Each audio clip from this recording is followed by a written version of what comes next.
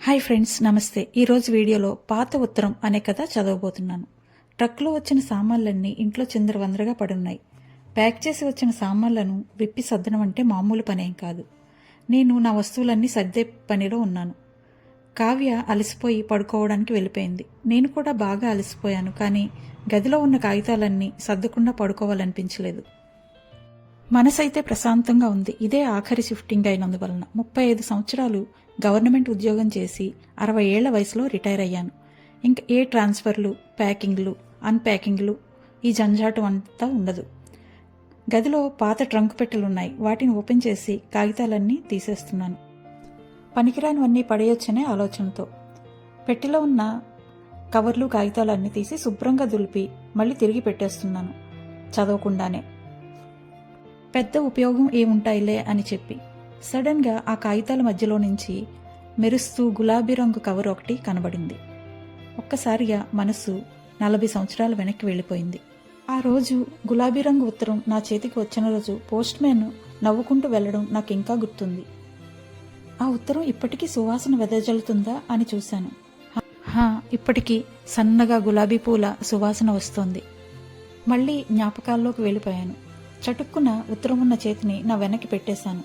Post man గొంతు విని నాన్నగారు ఎవరు అంటూ వచ్చారు బయటికి. ఎందుకో తెలియదు గాని ఇప్పుడు కూడా నా చేతులు అప్పుడే ప్రేమలో పడిన కొత్త ప్రేమికుడిలా వణుకుతున్నాయి. నేను అర్జెంటుగా ఆ లెటర్లో ఉన్న మాటలు చదువుదామనుకుంటున్నాను. ఈలోగా కావ్య అంటే నా భార్య గదిలోకి వచ్చింది. నేను 40 సంవత్సరాల క్రితం దాచినట్లే షార్ప్గా ఆ ఉత్తరాన్ని నా వెనక దాచేశాను. గుండె దడదడా కొట్టుకుంటోంది. కావ్య నేను అన్యోన్యంగా ఉంటాం, చాలా బాధ్యతగా ఉంటాం. కానీ ఇది వేరే విషయం. మా 28 సంవత్సరాల వైవాహిక జీవితంలో నా పాత జ్ఞాపకాలను నా గుండెల్లోనే దాచుకున్నాను. ఒక్కొక్కసారి తను నా గుండె లోతుల్లోని జ్ఞాపకాలను చదువుతుందేమో అనిపిస్తుంది. మా పెళ్లికి నా వయసు 32, తన వయసు 25. అప్పట్లో అందరూ 22 నుంచి 28 లోపల పెళ్లి చేసేసుకునేవారు. నేను అంత లేటుగా చేసుకోవడానికి కారణం ఈ గులాబీ రంగు ఉత్తరం కూడా. సడన్గా కావ్య ఏమైందండి అని అడిగింది. నేను ఉలిక్కిపడి ఉత్తరం వెనక్కి వదిలేశాను. ఈ విషయం దాచి తనకు అన్యాయం చేశానా అనిపించింది. ఇప్పటికీ గుండె కొట్టుకుంటూనే ఉంది. స్పీడ్ తగ్గలేదు. ఏదో 16 ఏళ్ల కుర్రాడిలా రెడ్ హ్యాండెడ్గా లవ్ లెటర్తో పట్టుబడిపోయినట్లు. ఈ వయసులో పాత జ్ఞాపకాలు గుర్తొచ్చి మనశ్శాంతి దూరమైంది. ప్రేమంటే అంతేనేమో. నేను ఎంత దాచాలని ప్రయత్నించినా దాచలేకపోతున్నాను. మళ్ళీ పరధ్యానంలోకి వెళ్ళిపోయాను. ఏమైంది అని పిలుస్తోంది కావ్య. వర్తమానంలోకి వచ్చాను. కావ్య ఆందోళనగా వచ్చి పక్కన కూర్చుంది. ఒంట్లో బానే ఉందా అని అడిగింది. కావ్య కంగారుగా నా బీపీ టాబ్లెట్స్ కోసం వెతుకుతుంది. ఒక గ్లాసు మంచినీళ్లు తాగి నన్ను నేను సంభాళించుకున్నాను. తన కేసి చూసి నవ్వాను. తనని ఏదో విధంగా కన్విన్స్ చేశాను. బానే ఉన్నానని చెప్పాను. ఎందుకంటే తను వెళ్ళి పడుకుంటే ఆ పాత ఉత్తరాన్ని చదువుదామని. ఆ జ్ఞాపకాలను మర్చిపోవడానికి ఎన్నో ఒట్లు వేసుకున్నాను. గదిలో తగిలించిన గడియారం గంటలు కొట్టడం ప్రారంభించింది. టంగ్ టంగ్ మని 12 అయింది. ఆ రాత్రి నేను సరిగ్గా పడుకోలేకపోయాను. నా కళ్ల ముందు ఆ రోజు కనబడుతోంది. చేతిలో గులాబీ రంగు ఉత్తరం పట్టుకున్న 18 ఏళ్ల అబ్బాయి అంటే నేను. ఇదంతా 70ల్లో మాట. అప్పట్లో ఒకరి విషయాలు ఒకరు తెలుసుకోవడానికి ఉత్తరాల మీద ఆధారపడేవారు. నాకు ఉత్తరాలు దాచే అలవాటుంది. బంధువులు రాసిన ఉత్తరాలు, చెల్లి రాఖీతో పాటు పంపిన ఉత్తరాలు, అమ్మ ప్రేమగా పంపిన ఉత్తరాలు, వీటన్నిటితో పాటు ఈ గులాబీ రంగు ఉత్తరం. నేను కూడా మా చెల్లికి, అమ్మకు, స్నేహితులకు ఇలా ఎంతో మందికి ఉత్తరాలు రాసేవాడిని. కానీ ఎప్పుడూ కావ్యకు రాయలేదు. ఎందుకో ఈ గులాబీ రంగు ఉత్తరం ప్రభావం అయి ఉండొచ్చు. కావ్య కూడా ఎప్పుడూ నన్ను అడగలేదు. నేను కూడా తనకి ఉత్తరాలు రాయడం, చదవడం అలవాటు లేదేమో అనుకునేవాడిని. ఆ రోజుల్లో పెన్ ఫ్రెండ్షిప్ అనేది ఉండేది. ఎవరికైనా ఉత్తరం రాయాలని చాలా క్యూరియాసిటీగా ఉండేది నాకు. ఆ రోజుల్లో మ్యాగజైన్స్లో అడ్రస్లు ఉండేవి ఫ్రెండ్షిప్ చేయడం కోసమని.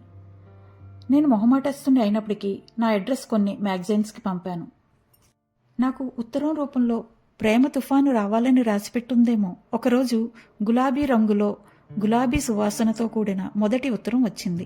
అందులో నా పేరుతో పాటు 2 లైన్లు ఉన్నాయి. ప్రియమైన వినోద్, నేను 16 సంవత్సరాల అమ్మాయిని. మంచి స్నేహితురాలిని అవుతానో లేదో తెలియదు గాని నచ్చితే జవాబివ్వు అనామిక అని రాసుంది. నేను ఆ ఉత్తరాన్ని ఒక పోటీలా తీసుకున్నాను. ప్రియమైన అనామిక, నాకు చాలా నమ్మకం ఉంది, మనం మంచి స్నేహితులం అవుతాం. జవాబు తొందరగా ఇవ్వు అని ఉత్తరం రాశాను. నా జీవితంలో ఒక అమ్మాయి రాసిన మొదటి ఉత్తరం. రెండో ఉత్తరానికే నేను నా బయోడేటా మొత్తం రాసేశాను. నేను ఎక్కడుంటాను, నాకు ఏమేమి హాబీస్ ఉన్నాయి, నాకేంటి ఇష్టం, నాకు కవితలు చదవడం ఇష్టం, నవలలు చదవడం ఇష్టం, సినిమాలు చూడటం ఇష్టం, ఇలా ఒకటేంటి అన్నిని. నాలో ఒక ప్రేమించే హృదయం ఉంది, ఇలాంటి విషయాలు కూడా రాశాను. నేనెంత పొడవుంటాను, నా రంగు ఏంటి, ఇలాంటివన్నీ కూడా. నేను ఇవన్నీ ఎందుకు రాశానంటే నాలాగే తన గురించి కూడా తెలుసుకోవాలనే ఆతృతతో. తను ఎలా ఉంటుంది, ఎలా ఆలోచిస్తుంది, తనకి ఏమేమి ఇష్టం, నేను ఎలాంటి వాడిని అంటే మొదటి ఉత్తరంలోనే తన గురించి అన్నీ తెలుసుకోవాలని అనుకున్నాను. నేను నా భార్య దగ్గర 28 సంవత్సరాలు ఈ విషయాన్ని చాలా తెలివిగా దాచాను. కానీ నా భార్య ఎప్పుడు నేను తనతో మనస్ఫూర్తిగా ఉండటం లేదనుకునేది. అనామికకు నాకు మధ్య ఉత్తరాల సంభాషణ సాగుతూనే ఉంది. తన సొంత విషయాలు, నా సొంత విషయాలు, ఇలా ఒకటేంటి అన్నీని. ఈరోజు నాన్నగారు తిట్టారు, ఇవాళ నేను చాలా సంతోషంగా ఉన్నాను. ఈరోజు మా క్లాస్ అబ్బాయి బండి ఎక్కాను, నువ్వేమీ అనుకోవు కదా. ఇలా అన్ని విషయాలు. అంటే దూరాలు తగ్గుతున్నాయి. ఉత్తరాల ద్వారా అనామికకు ఎంత దగ్గరయ్యానో ఈ 28 సంవత్సరాల్లో కావ్యకు అంత దగ్గర కాలేకపోయాను. అనామిక దూరమైన తర్వాత నేనెప్పుడు తనను గుర్తొస్తున్నావని అనుకోలేదు. హఠాత్తుగా దొరికిన ఉత్తరాలు నన్ను ఉక్కిరి బిక్కిరి చేశాయి. నా ఆత్మకథ కూడా ఈ మధ్య రాయడం మొదలుపెట్టాను.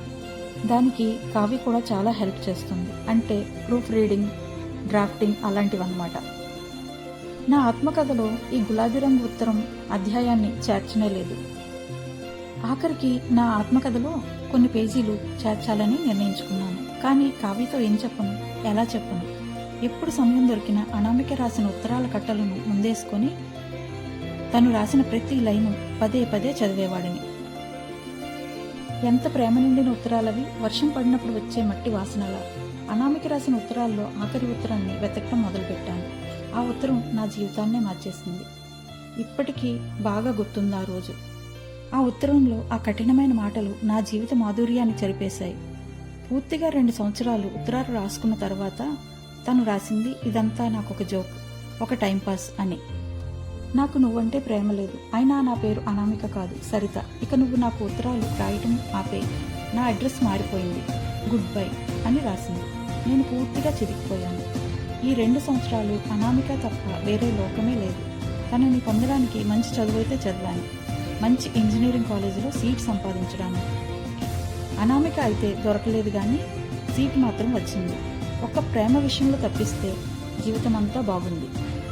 నా ఆత్మకథలో నా జ్ఞాపకాలను చేర్చాలనుకుంటున్నాను, ఆ సంఘటనను చేర్చాలని నిర్ణయించుకున్నాను. కానీ నాకంత ధైర్యం ఉందా? ఈ నిజాన్ని కావ్య భరించగలదా? నేను కావ్యని పిలిచాను. నా ఆత్మకథ డ్రాఫ్ట్ ఓపెన్ చేసి కూర్చున్నాను. ఇప్పుడేంటి, మళ్ళీ ఏమైనా మార్చాలా? వణుకుతూ వచ్చి అడిగింది. చెప్పు, ఏం మార్చాలి, ఏం చేర్చాలి అని అడిగింది. నేను ఉత్తరం ఇచ్చాను. నవ్వుతూ చదివింది. అప్పుడు నీకు 18 ఏళ్ళు కదా అని అడిగింది. ఇంకా ఉన్నాయా మిగతా ఉత్తరాలు అని అడిగింది. అన్నీ తీసుకొని ప్రశాంతంగా చదివింది. నేను అనుకోవడం తను అనామికనే అంది. తనదంతా టైంపాస్ లవ్ కాదు అంది. నేను తడబడుతూ అడిగాను, నీకెలా తెలుసు, నువ్వెలా చెప్పగలుగుతున్నావు అని. తను తన చీర కొంగుతో కంటి తడిని తుడుచుకుంటూ, స్త్రీని కదా, ఒక స్త్రీ మనసు చదవగలను అని అంది. నేను నిశ్శబ్దంగా కావ్య మనసు చదవడానికి ప్రయత్నించాను. కావ్యకు అనామిక గురించి చెప్పాక మనసు తేలికపడింది. ఆఖరికి అనామిక గురించి నా ఆత్మకథలో చేర్చాను. ఉత్తరాల రాకపోకల గురించి కూడా రాశాను. నాకు మొదటిసారి కావ్య మీద ప్రేమ కలిగింది. నా ఆత్మకథ ప్రింట్ అయింది. ఫ్యాన్స్ కొంతకాలం మెయిల్స్ పంపారు, కొందరు ఫోన్లు చేశారు, ఎంతో మెచ్చుకున్నారు. కొన్ని రోజుల తర్వాత పోస్ట్ మ్యాన్ ఒక గులాబీ రంగు కవర్ తీసుకొచ్చి ఇచ్చాడు. పరిచయం ఉన్న హ్యాండ్ రైటింగ్. మళ్లీ గుండె స్పీడ్గా కొట్టుకోవడం మొదలుపెట్టింది. వణుకుతున్న చేతులతో కవర్ ఓపెన్ చేశాను. గట్టిగా ఊపిరి పీల్చుకొని నవ్వుకున్నాను. చిన్నపిల్లాళ్ల ఏంటిది ఈ వయసులో అనుకున్నాను. ఆ కవర్లో చిన్న లెటర్ ఉంది. ప్రియమైన వినోద్, ఆఖరికి నీ ఆత్మకథ నిజాయితీగా రాశావు. నీకు తెలుసా, ఆఖరి ఉత్తరం నేను రాయలేదు. మా నాన్న బలవంతంగా రాయించాడు. నా పెళ్లి ఎటువంటి అడ్డంకి లేకుండా జరగాలని. నా పేరు అనామికానే. నాదంతా టైంపాస్ లవ్ కాదు. నాది నిజమైన ప్రేమ. నేను అచేతనుడినై నిల్చుండిపోయాను. కావ్య కంగారుగా వచ్చి చేయి పట్టుకుంది. ఆ లెటర్ తనకిచ్చాను. మొదటి ప్రేమ విఫలమైందనే బాధ నాలో తొలగిపోయింది. కావ్య ముఖం చూశాను. తన కళ్ళలో నాపై నమ్మకం, ప్రేమ తప్ప ఇంకేం కనబడలేదు. Please subscribe.